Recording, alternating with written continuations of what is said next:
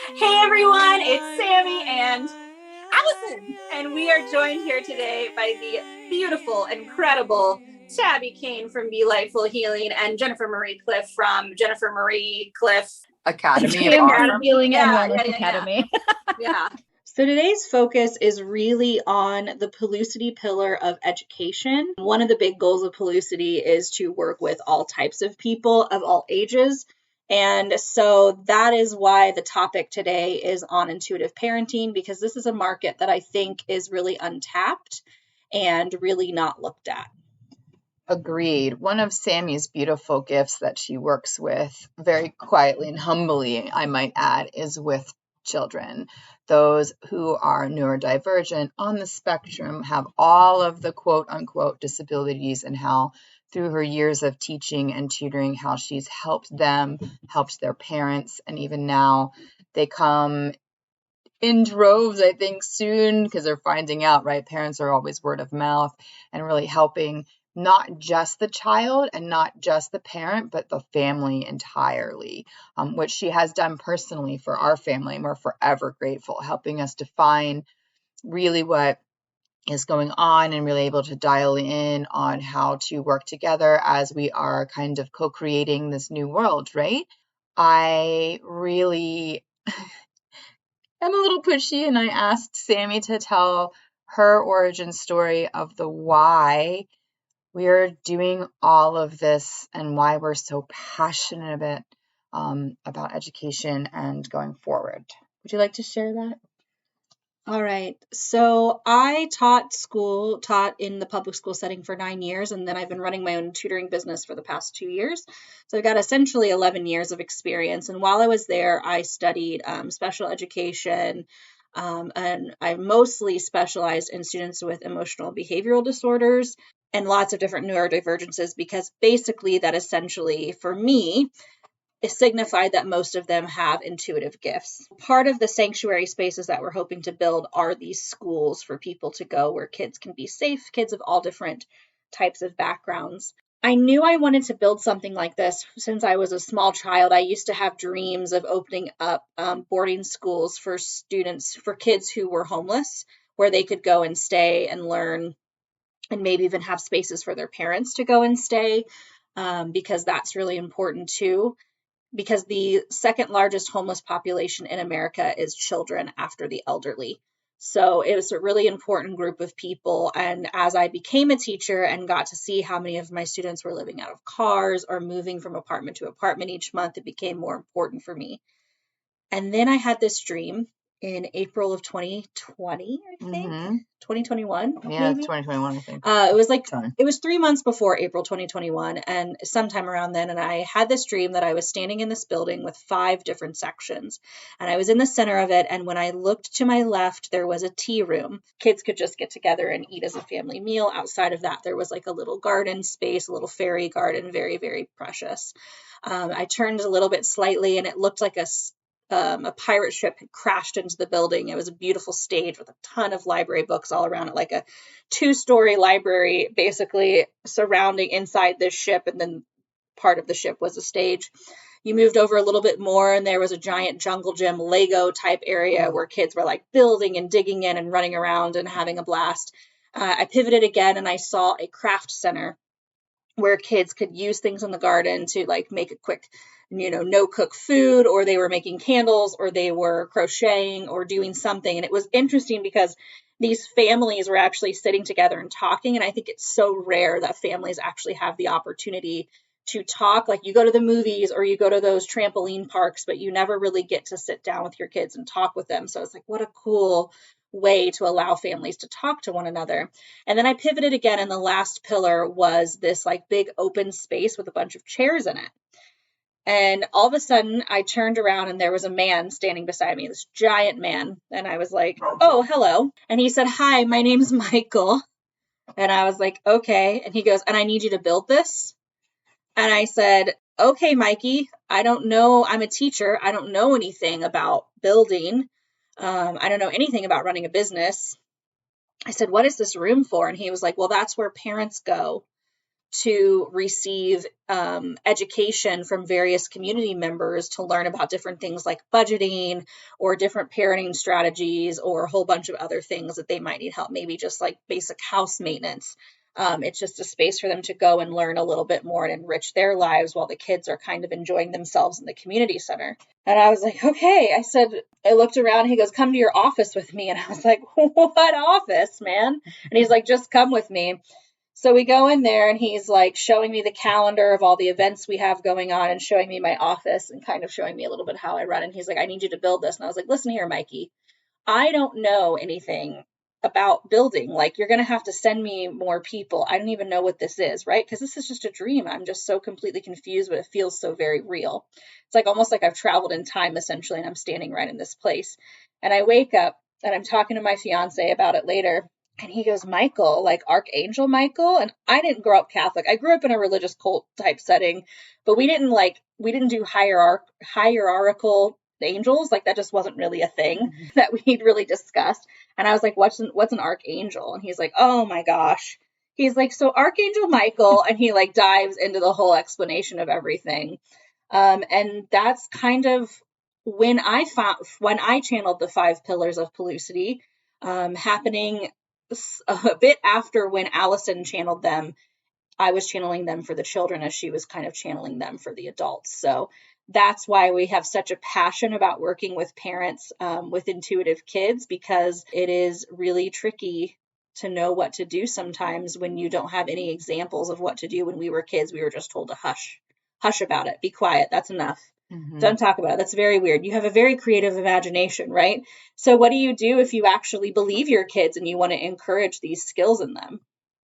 Right. And also, what do you do if you've tried every avenue and you can't figure out why they're sick, right? They're not really sick. They just are built so differently, so much more prepared for what is coming, right? The new way of living, the old way of living together in harmony, And so, yeah, we really started talking about it. And, I've got 2 kids that are really something else entirely, incredibly blessed. And there's a little baby spirit that hangs out all the time. And I've had probably like 30 different psychics be like, hey, you got this baby coming? I know. And really just allowing the space for that. So we started talking about it, and we really just decided, we know all these intuitive parents and people and within our circles, and we really just wanted to get the word out there for this, so parents and kids don't feel so alone, or because it doesn't matter what your wealth is, right? It doesn't matter if you're rich or poor or somewhere in between. Like, everyone's coming online and awakening, and it's really time to build a place for support for that. And in true form, we thought, well, this is a great place to start, right? Start talking about it, bringing people on who have experience or knowledge or anything like that. So the rest of this podcast is really dedicated to the beginning series of our beautiful, beautiful friends, Tabby and Jen, and their experiences. And, they've got their circles starting over in Virginia, and how there's so many of us. And, this is really a call for us to come together and share our experiences together and get on each other's podcasts or YouTube channels or book clubs, or, a person in a coffee shop, you hearing about it or just knowing, and know that there's a place, and there is more than one place, and that we really collectively care about our kids, and we care about ourselves and our family, and we really are doing a good job with what we have, right? And so, this is a continuation, and we really just decided this is the way that we're going to begin birthing this. And so you'll see other people pop on and see us in other places, but, we're doing it. So here we go. We are here today to talk all about being a parent to intuitive children and what that's like, and how there's literally no handbook on that. So right. Jen has mentioned this on her podcast before, which is called The Motherhood and Holistic Wellness, but I might be changing it to a shorter title to cater to more of like the divine feminine energy besides just motherhood, because there's a lot more of that needs to be acknowledged in this world today. That was our inspiration for Women of the Wise. Yeah. Yes. Need everyone talking about all the things. I love it. Mm-hmm. So if you can, I would definitely recommend checking out her podcast. There is tons. It's loaded with lots and lots of good details. Thank you. So intuitive children. Jen, do you want to share a little bit about your son? Sure. Liam just turned 5 this past June 20th. So, he is a wild baby. So when he was conceived at the last, for the most part, the pregnancy was easy. The last trimester was really, really difficult. He tried to come out 5 times. Before the 6th time, he finally was birthed into the world. And he's been telling me recently that he remembers how dark and scary and lonely it was. Like, wow. So he remembers a lot. And I believe what he says. He remembers a lot of things. He's very sensitive. And when he was born into the world, I remember holding him as a newborn, like he was my very first. He would look up in the ceiling. And I've heard this from a lot of parents who don't really get it, that their children are very special. He looked up in the ceiling and he would just look very specifically of the movement of what was going around. Even I wasn't tuning in at the time because I was exhausted. Just watching him develop over the last 5 years has been an interesting process, because not only do I know he sees things, he hears things, he just knows things as well. Because of Tabitha, who introduced me to soul language and light language, I didn't realize that I originally took away his soul language because he wasn't speaking English at all for the first 3-4 years of his life. It's been a very slow drip process, and every milestone has been that. When he's ready to do something, he will do it on his own terms. Like, I'm proud of him for being stubborn and catching up and also exceeding every milestone, but it's been a struggle. And also it's been a lot of lessons for me as well, because that's what our children do, right? They constantly bombard us and trigger us with our own weaknesses and sensitivities.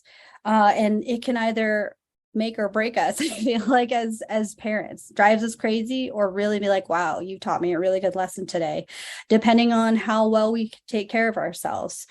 That whole self-care piece is really important when you're a parent. Watching him develop into a human being has been very special.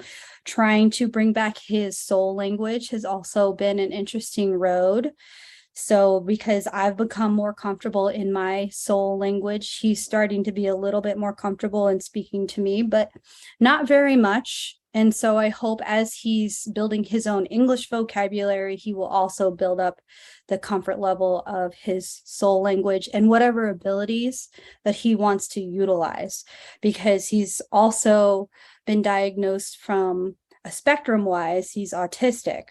He's more, I don't know if you're allowed to use high functioning autism anymore, but he was always a little bit, what I call a little bit off. Something was always off in the first 3 years because he wasn't speaking. And so therefore he brought in a lot of behavioral issues at school and mostly at home, where he could be himself, and he would just lash out so aggressive where we would have to hug him, hold him down, and bring him to the bed, where he could just flop around, scream, throw things, punch pillows. Like, it was insane. And that's right before we went to see the child development specialist, where then he was diagnosed with autism. So that gave us some realization how really sensitive and special he was. I feel like some parents would more take that as an offense of a child being a little bit more on the spectrum. To me, that would just acknowledge just how,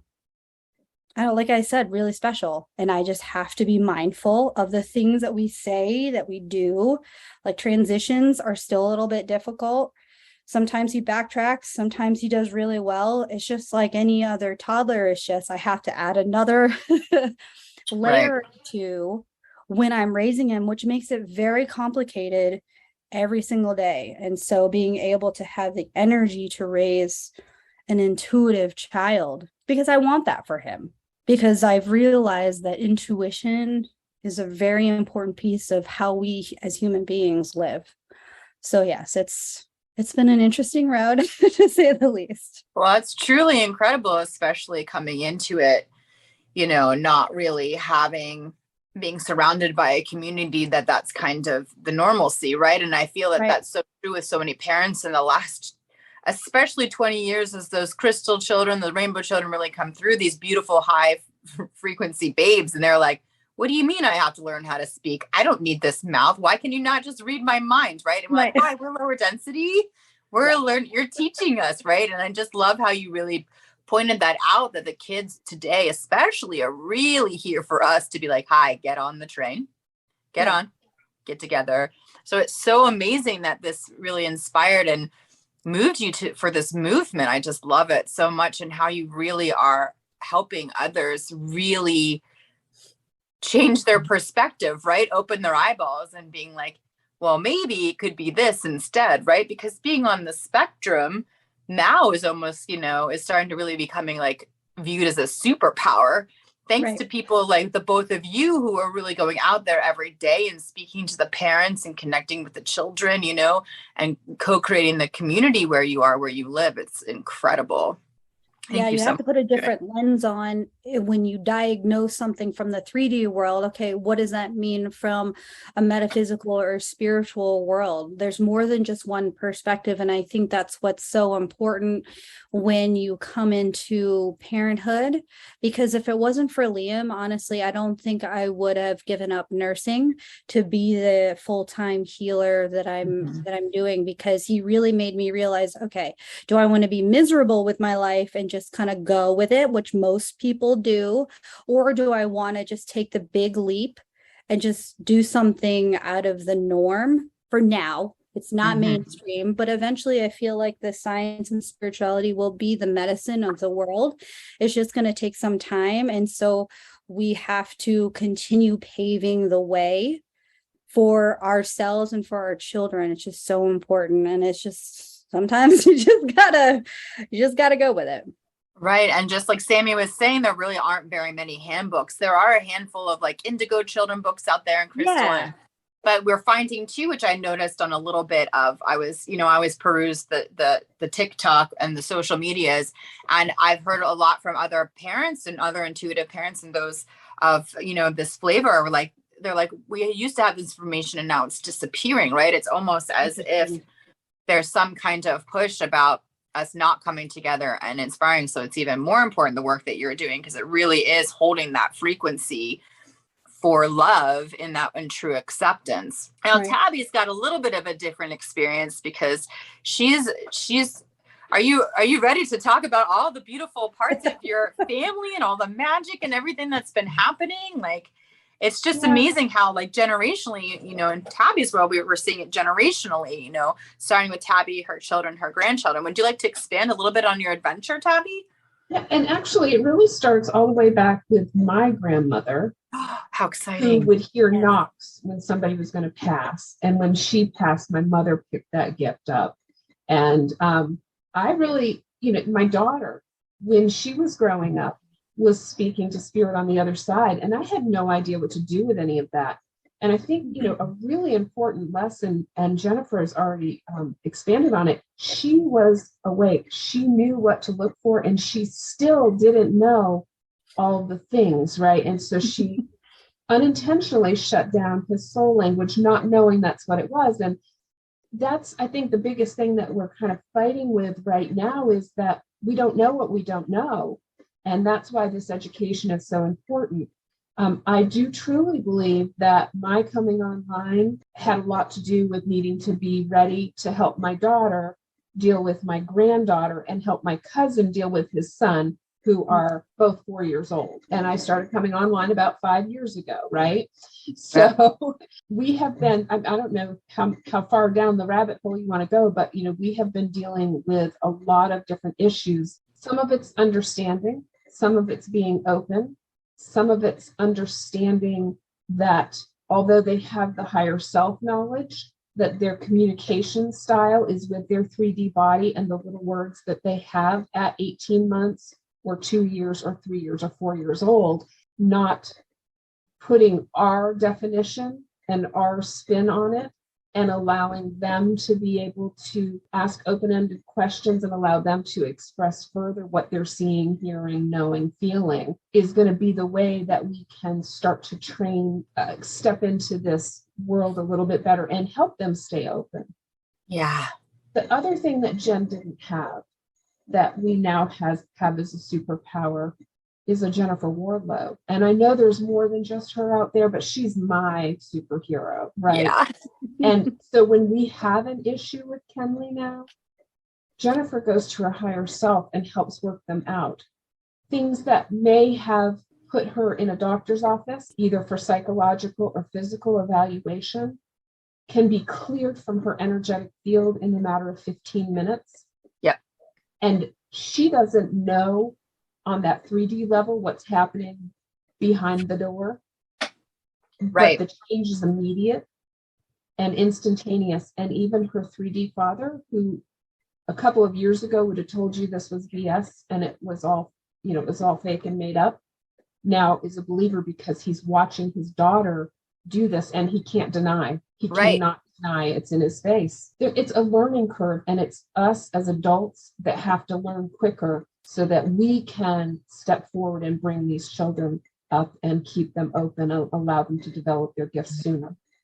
Yes. It's so beautiful. And thank you so much for bringing up Jennifer Wardlow too, because there is this growing community within us and we all have these special talents. And what's so interesting about it is that she lives in Indiana and you guys live all the way in Virginia. So it's not like she drives to her house. You know what I mean? This is all done remotely, which is such an incredible feat in of itself, of our sweet little human brains going wait a minute, what? How is this being healed? And here in our town, we have a very special healer who specializes in very similar work that Jennifer does, a little bit more tied into the 3D, I think.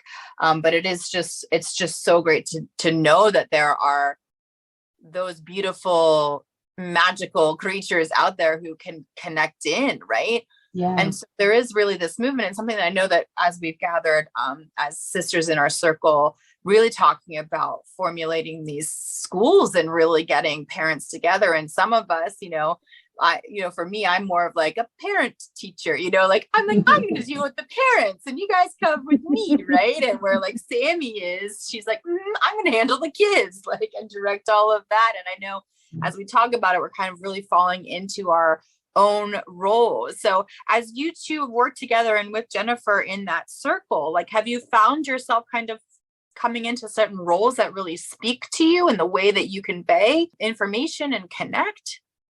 That's a very good question. I have Tabitha. I think for me, it's stepping into the speaker role and the teacher role, and opening up the eyes, ears, and hearts of everybody, right? Because you don't have to be a parent to be able to be productive and efficient at helping with this.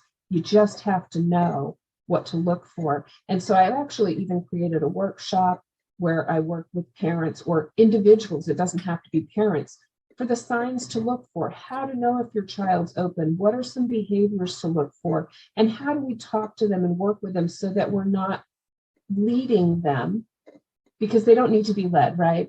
We are the ones who need to be educated and led. They already know. We just need to be open to receive from them. And that's the difference, right? We see our kids, as a society, we see our kids as the uneducated, unknowing ones that we need to guide. And the reality is, at this point, I have a 4-year-old granddaughter who is giving us missions and telling us what to do. So if we are open to receive and we don't have this connotation that age is a limitation in ability or skill or intelligence, but rather it's just that human form trying to catch up with a higher self form, I think it gives us a new perspective and a new way to listen and learn and guide and lead. Yeah, I love that.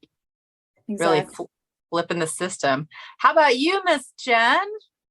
I would have to agree on the roles of teacher and speaker, because we are essentially our advocates for the children. We are guardians, because I know from my own personal way of how I live and how I perceive life is that I'm a protector, and I'm also a seeker of wisdom. So I feel like I'm constantly I feel like I'm on the iceberg edge of the knowledge that I'm supposed to remember for this lifetime. And I have massive amounts of whatever energetic scrolls, meditations to sift through in order to be like, okay, what are the things that I need that are important that we need to relearn for ourselves first, and be open to what the children also remember and kind of collaborate on that. I think the partnership of children and adults, we're seeing each other as more soul-based than just as what Tabby said and what you guys said is not age-based.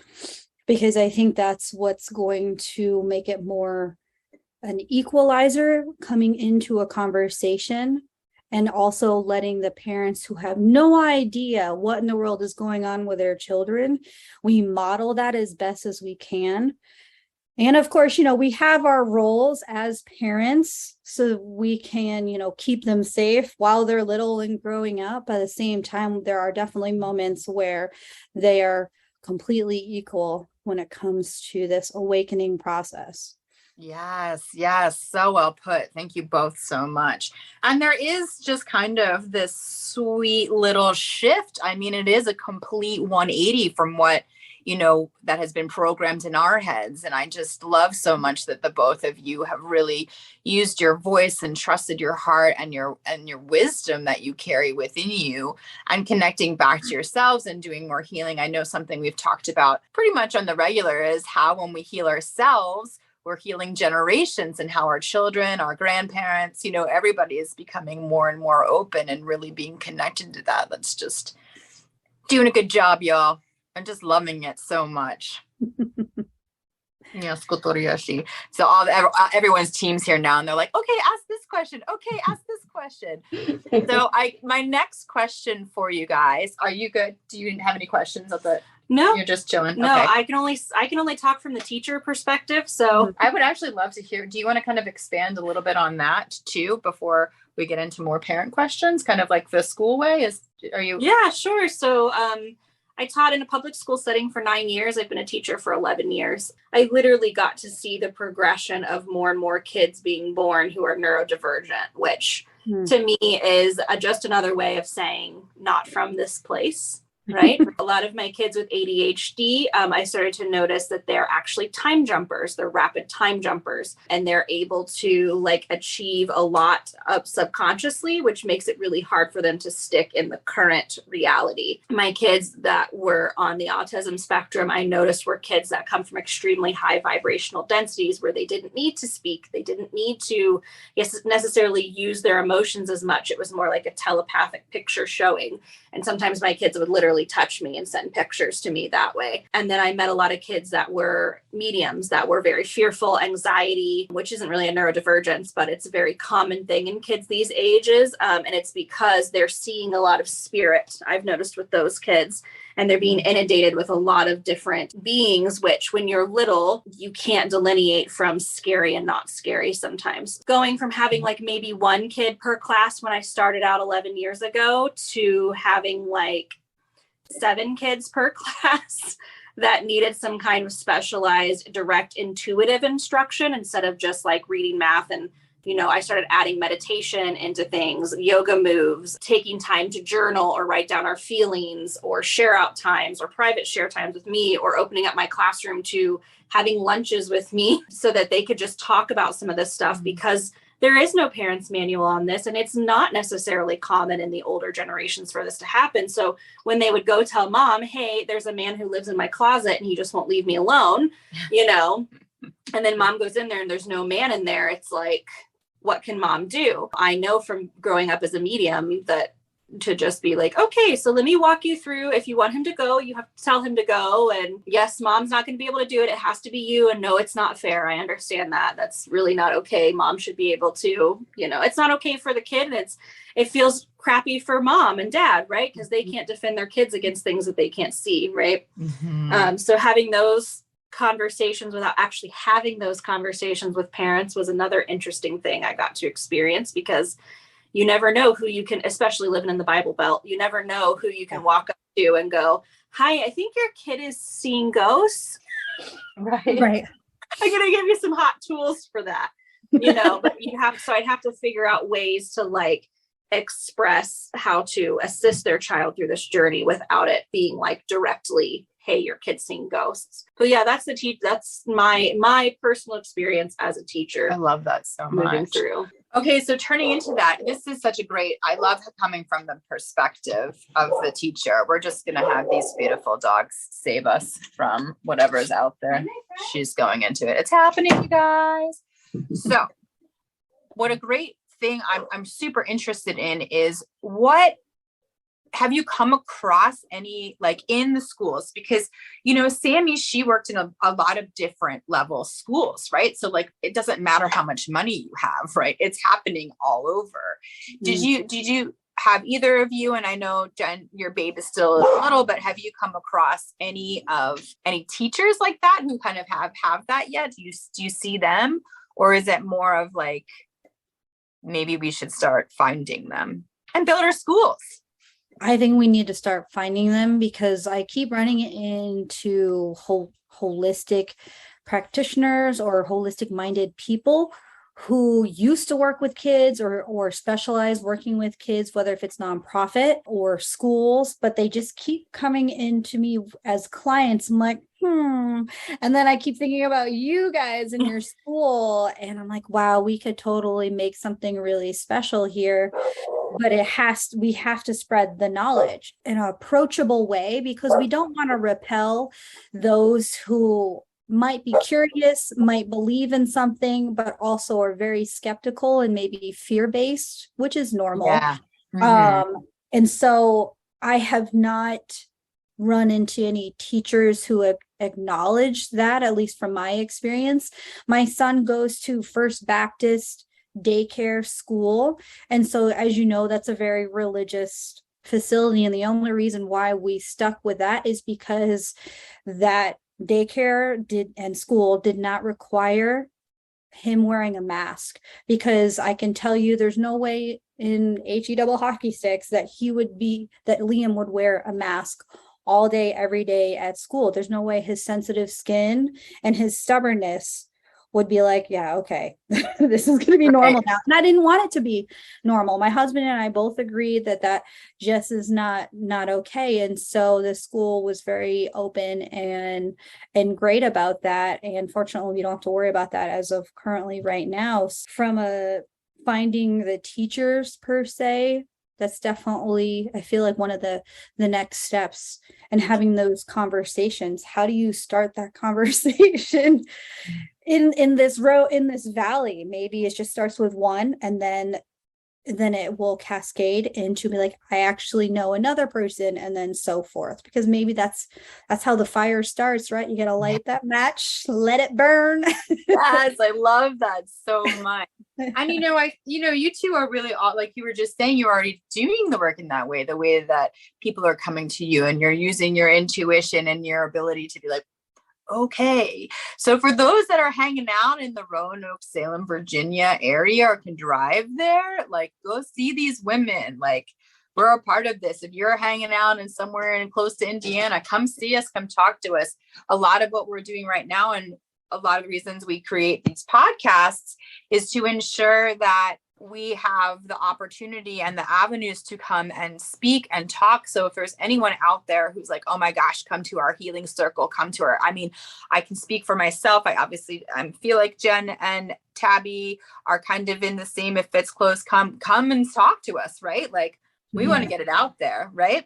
Well, and am I correct in saying that? Everybody's also available online. So even if you're not in close proximity, everybody is now obtainable at this point. Speaking to the teacher piece and speaking to the parent piece, I think it's not that there aren't a lot of people. I think it's the fear around acknowledging and what are people going to say, what are people going to think. Right. And as you talk to people in this line of work, in this holistic field, as you talk to people, how many times do you hear somebody go, oh, you know, when I was little this, or when, you know, my kids would do this, and like, it's kind of that secret, that thing that you push into the back of the closet and you don't want people to know. And it's just like some of these things, like being on the spectrum. You know, 20 years ago, it was an embarrassment to have a child on the spectrum. They were ill, they were sick, they weren't right, they weren't normal. And now, you know, everybody's coming to this realization that there's nothing wrong with them. There's just something different. And I think as we move forward, they're going to be even more widely accepted. And we're going to get to the point where being on the spectrum is going to be like a badge of honor, right? Because it means that there's something special about you that sets you apart from everybody else. But it's working to get towards that. I think that group is getting there, but I think as parents and teachers, we need to get there too, where we normalize talking about the reality of what's going on and not trying to hide it from one another. Mm-hmm. And I think about that so much too. Thank you so much for sharing all this. So brilliant, right? The internet, we have the whole world at our fingertips now. Is really, you know, and for me, I always go back to like so much of the indigenous cultures of the world, because they don't even have pronouns and everything. They were like new, right? Right. And how like most of the world is systematically trying to remove them, or kind of like, well, everybody was like that once. You know, I always get the downloads like, well, what did you think like happened before, you know, all this colonization and everyone lived at peace? Like everybody can do this. So I love, Tabby, so much that you brought up like everybody will be able to do this, right? And know their special uniqueness, which is just such a beautiful thing, especially after being shoved in a box, you know, for some of us for like decades. And that's really so good. Long. Too long. Yeah. Mm-hmm. Yeah. So I'd love now, because I know we're kind of getting close to the end of this, can you two kind of talk about where people can find you, your podcast, your pages, all of those good stuff, workshops that are coming up, things that really speak to you, and really allow you to just, I just want everyone to be able to find you. Who would like to start? Jen, do you want to go first? Yes, I guess so. So I'm Jen Marie Cliff. I was a neurotrauma nurse, critical care and hospice. That's what I used to specialize in. But I only did it for 5 years, realizing up until the point when I had Liam that healing was more of where my heart wanted to be. That was a very rough transition, but finally I accepted it. So you can find me on my website, jenmariecliff.com.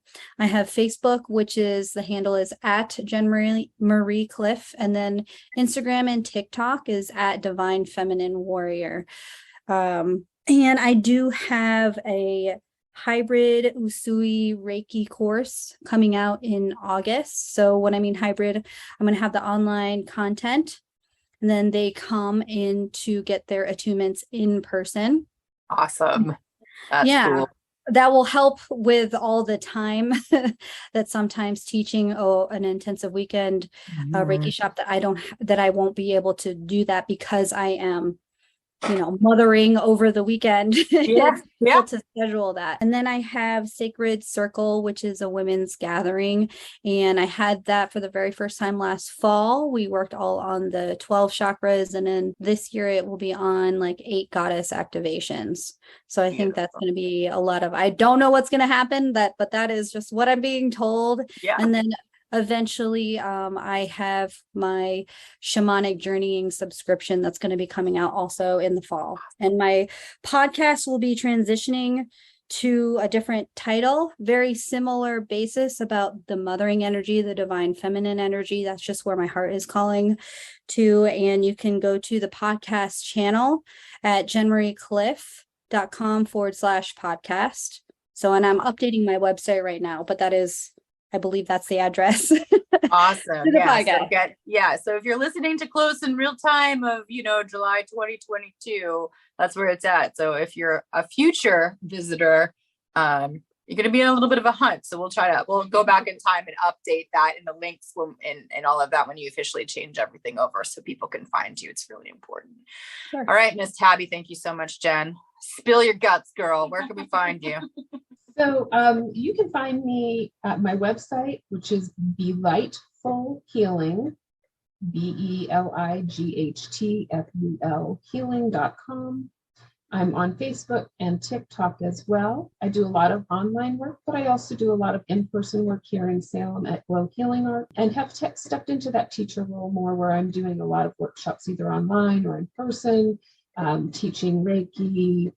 I know we have Reiki 1 coming up at the end of this month, Reiki 2 coming up in September, Reiki 3 coming up in December, and of course, working online with the wonderful Jennifer Wardlow, teaching the Soul Language, Light Language Certification and Mentorship class.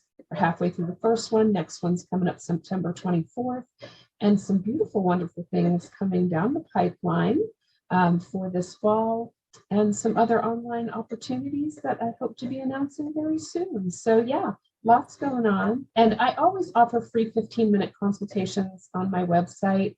And so if you're somebody who's just like, I don't even know, like, I don't know, is my kid just being weird, or is something really going on?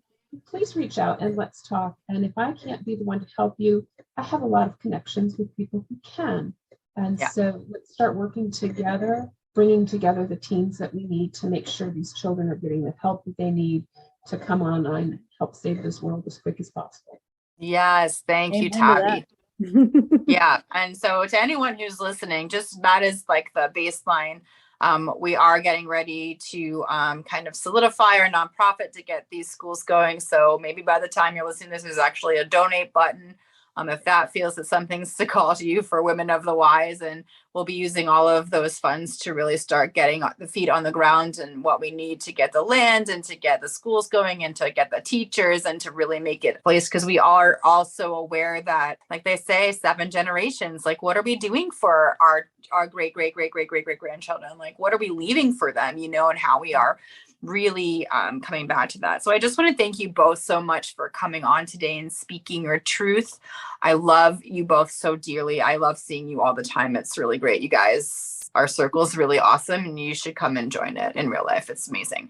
Absolutely. And just thank you so much for continuing to being way showers and speakers and really advocates for the children and the parents and everything that's going on. It's absolutely incredible. I'm really grateful for that. And Thanks for having us on. It's an amazing opportunity to get the message out, and we appreciate you doing this for sure. Yes, thank you. Did I get everything, my beautiful friend? You nailed it so beautifully. Woo! So tune in next week for elementals versus angels and a little bit more about that as we move into even more fun 5D realms. We'll catch everybody later. You know where to find us. Bye.